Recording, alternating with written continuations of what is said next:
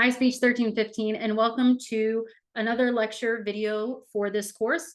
Today, we will be discussing Chapter 7, which is all about how to evaluate information. So let's jump right into it.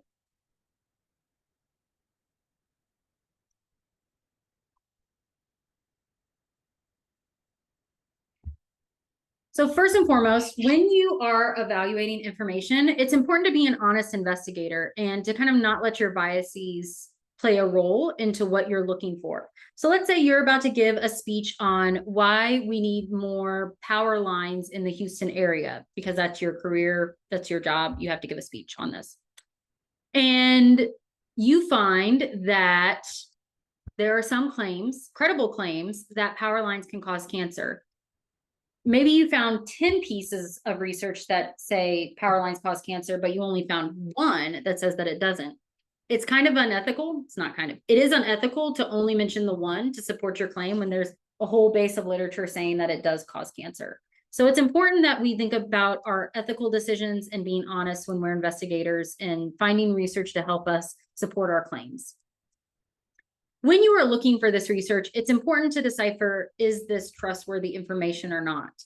And many of you may know that there's a lot of misinformation. In fact, I had a faculty member who was able to create an entire 16-week course just on how to decipher misinformation in media.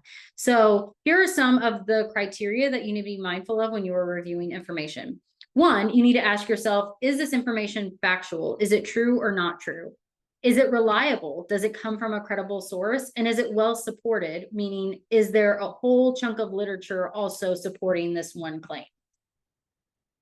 You need to also ask yourself, is it current, right? If I were to talk about the benefits of vaping in a speech, it would be really odd for me to pull literature from 1930 on the benefits of smoking when there's a lot of research that has shown there's no benefits of smoking. So that's not really current using information from 1930. Is it verifiable? Does it come from a reliable source?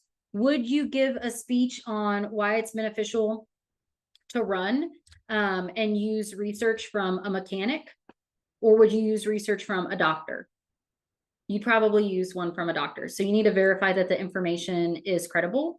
Is it fair? Is it giving viewpoints to both sides of the party, right? Which we'll discuss this a little bit more and being open for debating. But does it give a proper representation of the entire story and not just the story that the writer wants to portray? And that kind of ties into comprehensive. Is it an overarching full story about the event? Obviously, in order to find trustworthy information, you have to apply critical thinking skills and truly think through, is this a credible source or not, or should I include it in my speech? When applying critical thinking skills, make sure to reject claims based solely on anecdotes. So this came out in the mid-1900s and said not one single case of throat irritation due to smoking comes from camels.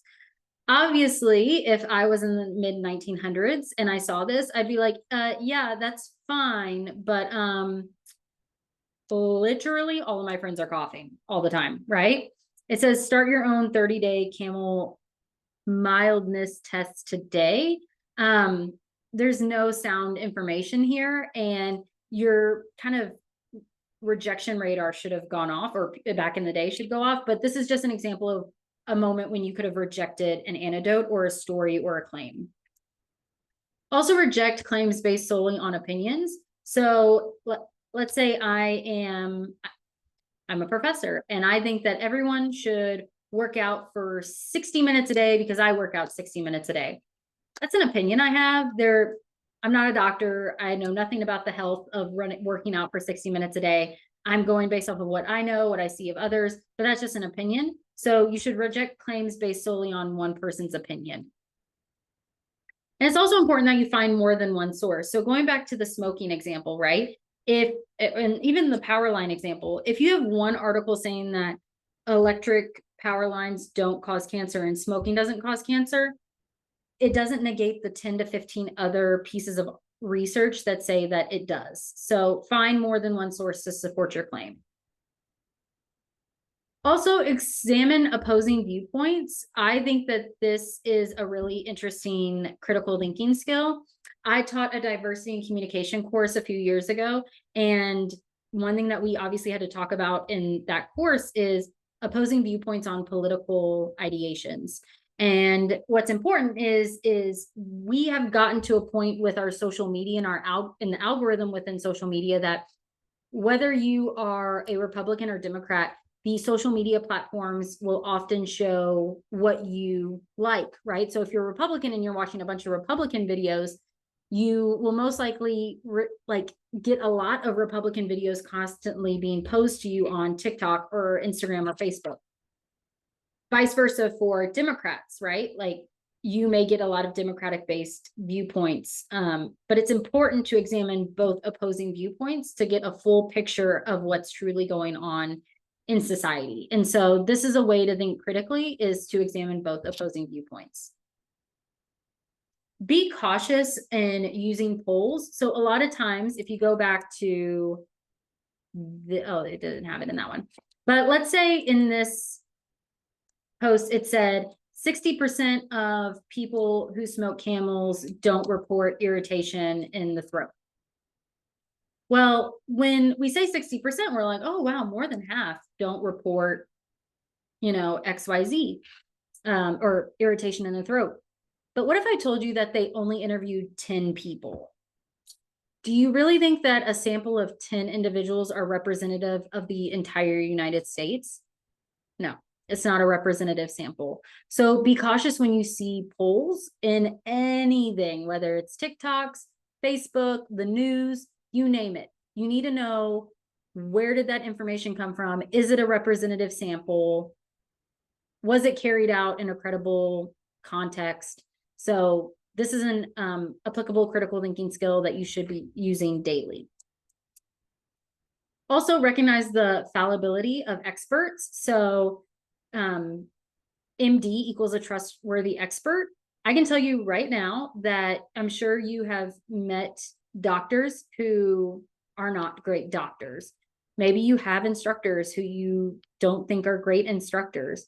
Just because they have the education and the title behind their name doesn't mean that whatever they say is truthful.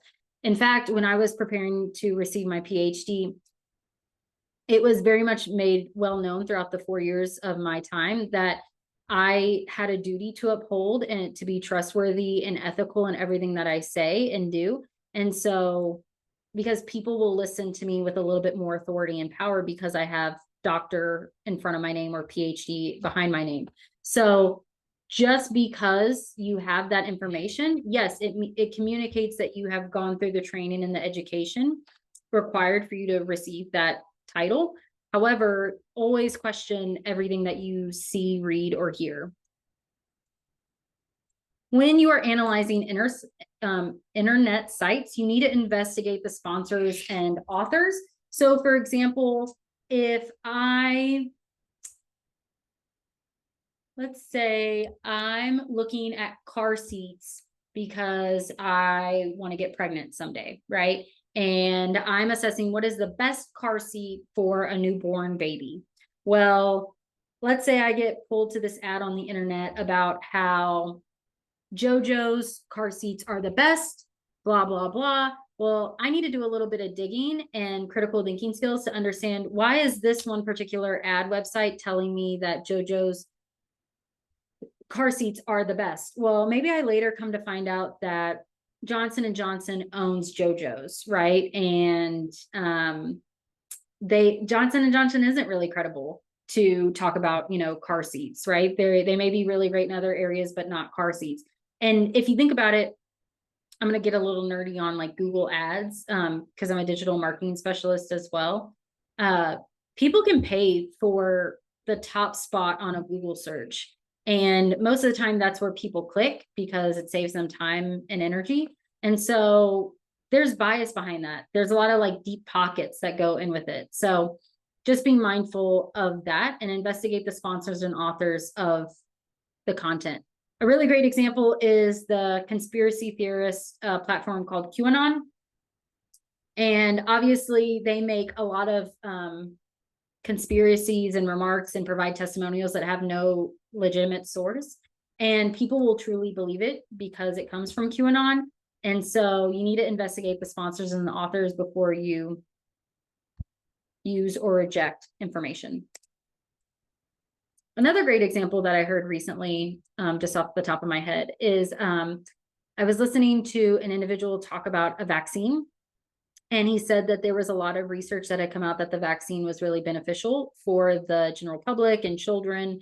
But the individual who had written the article was literally paid by the pharmaceutical industry, who was trying to make a lot of money off of the vaccine. It's one of those things where it's like, you can use that information, you cannot use that information, but it's just important to be, like I said, mindful of the sponsors and authors and to do your due diligence in your research. You want to investigate sponsors and authors. So authors' credentials, right? Like their background information, like I was saying, you know, what do they have to gain from you purchasing this or engaging in this action? Is it something positive? Is it not?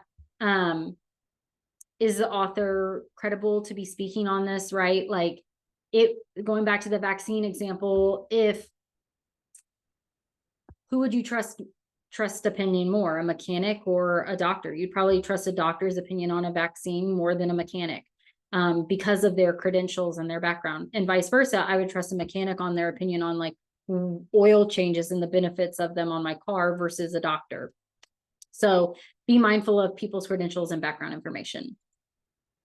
Also, watch out for manipulation. We live in a time where this is more true with AI more now than ever. So obviously this is a picture of someone driving and there's a shark in flooded areas.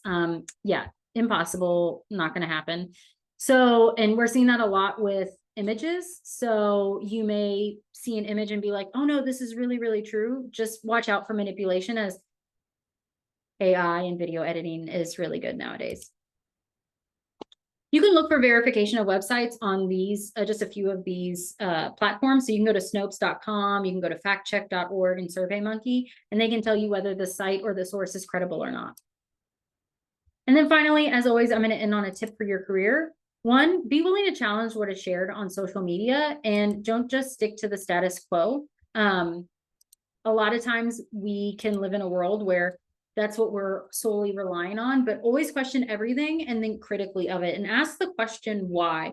I had a professor a few years ago who told me to do that. And when I was young, I was like, okay, whatever, right? And I've noticed the older I get, I always ask why. Like, why did this individual post this? What do they have to benefit? Why is it important to them? Why should I listen to them? Why do I care about this?